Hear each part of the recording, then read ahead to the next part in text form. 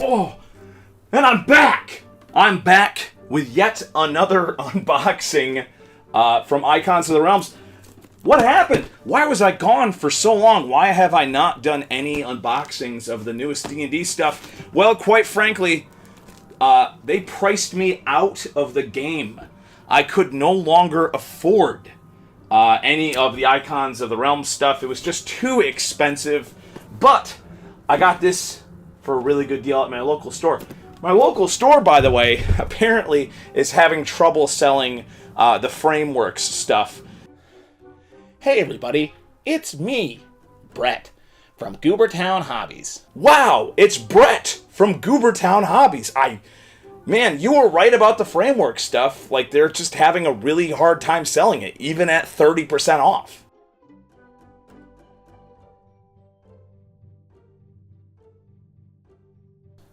Yeah, I was right about the Frameworks. But it's a little bit depressing. I'm gonna go ride in my canoe.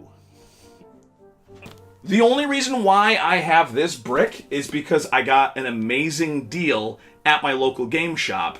They literally were selling these all at the same price. The Super Boosters are supposed to be selling for around $40 MSRP, but they were selling them for $25, and 25 with 30% off that.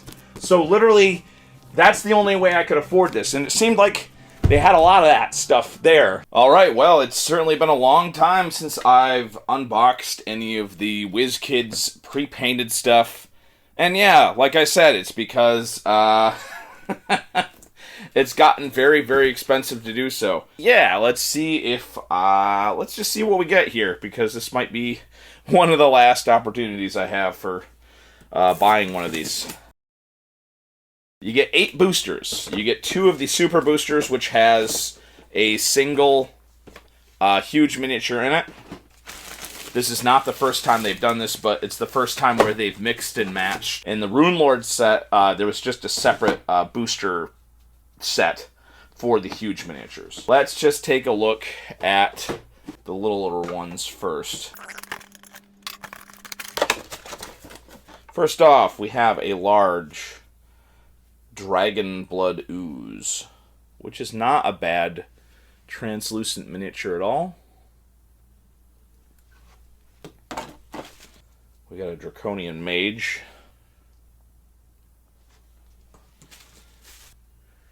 Little Horde Scarab here. And a little Egg Hunter.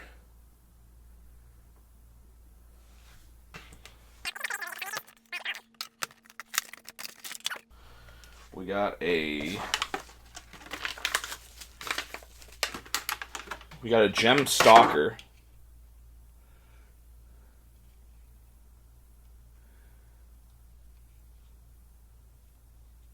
Black Dragon Wormling. That's not a bad little sculpt right there. Kobold. Pretty nice little sculpt there. And we have Fizban himself. I don't know that much about Dragonlance. I know a little bit about Dragonlance, but I appreciate the extra sculpting that has been done on his mustache. The weird kind of off shade of green there, so that's not bad. Weirder miniatures here. This is a Metallic Peacekeeper. An interesting sculpt. Metallic Peacekeeper. Again, for a sculpt like this, it's good that they have the slightly higher quality material in terms of durability. Because without that, this would break immediately. We have a Green Guard Drake.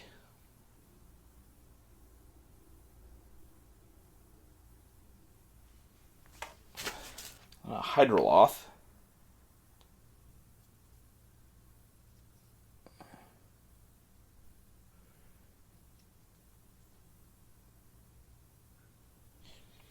Right. There we go. Ooh, we got a couple little guys here. We have a kobold zombie. Very subtle sculpt for this guy.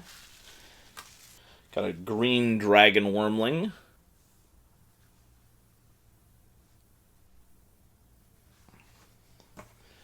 Got a dragon chosen. Dragon chosen here. And a lion drake.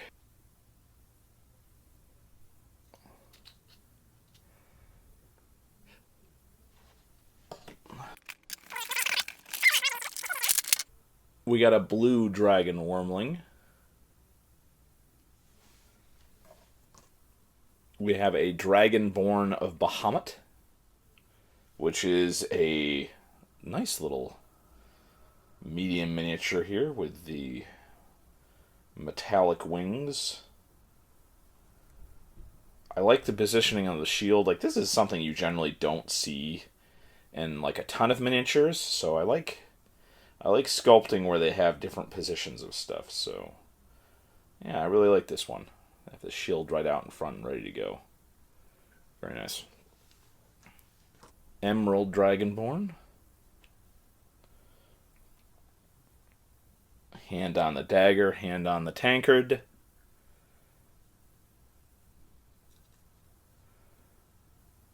A very nice NPC. Though I guess this could be a player character as well.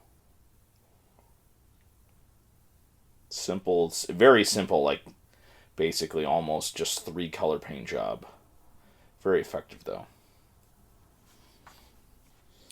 And we have a young Moonstone Dragon, which is a huge miniature. Lots of translucent materials in the wings.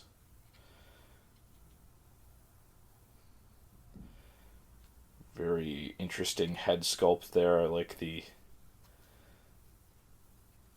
plates and stuff. Yeah, the translucent wings really make this a much nicer miniature than it would be without them. So yeah, Moonstone Dragon, not that bad at all. Final regular booster. The Vine Blight, the classic looking swamp style Vine Blight. It's an interesting thing to pad out the miniature selection here.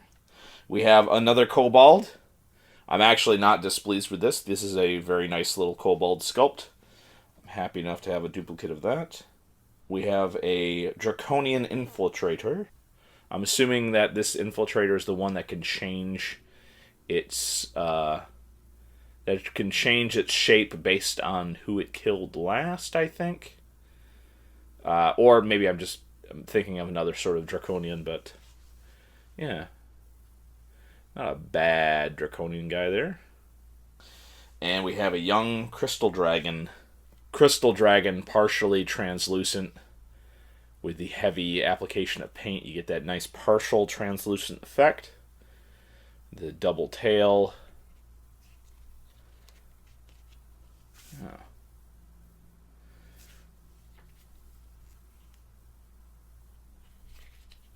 Another huge miniature. Not a bad presentation with this. So yeah. Alright, that does it with the regular boosters. Now we have the super booster. You get one miniature, and it, yeah. But it's a huge miniature guaranteed. So they've done this before with the Rune Lords set. And, yeah, I don't know quite how to think about this, but let's see what we get. And we're gonna get, one of the more interesting looking ones. We're going to get the Dragonbone Golem. I like the chunky flight base already. And again, the material used in this is actually really good because it's probably like a PVC mix, but it's a mix of materials that's not going to break easily, which is something that's very much needed here. I like this. So there's 2 parts of attachment, which is nice. Move its leg like that. I'm not sure if that's exactly where it's supposed to go or not. But, yeah. That is an interesting miniature. I like the blue contrast this nicely. Dragonbone Golem. That is certainly a fine miniature. Now, the real question whether is that miniature worth $40 or not, or the chance to get it for $40. Get the sea serpent for this one. So this is a young sea serpent. Simple 4-color paint job. But you know what? It works. I like the translucent material on the base. It's very difficult to do water effects correctly, but this actually looks okay. I don't really have like a real sea serpent style miniature, so this is not bad. Simple but effective, and again, you know, material that is like going to be indestructible. So yeah. And as a special bonus, because my local hobby store is very nice, they threw in the Strahd promo miniature. That was very nice of them. So this Strahd promo miniature they threw in for free at my local store because I bought an entire case of the ones here. This was the bonus miniature that's supposed to go with the obviously the the Ravenloft set, but I got it with this. All right, I mean that's a somewhat standard WizKids miniature. I'm not sure if I would pay the extra money to get this, or if this would really be an incentive or not. But it, I got it for free though, so it's nice. Always nice to get a promo miniature. And it's just Strahd. Strahd with the bats in back of them. And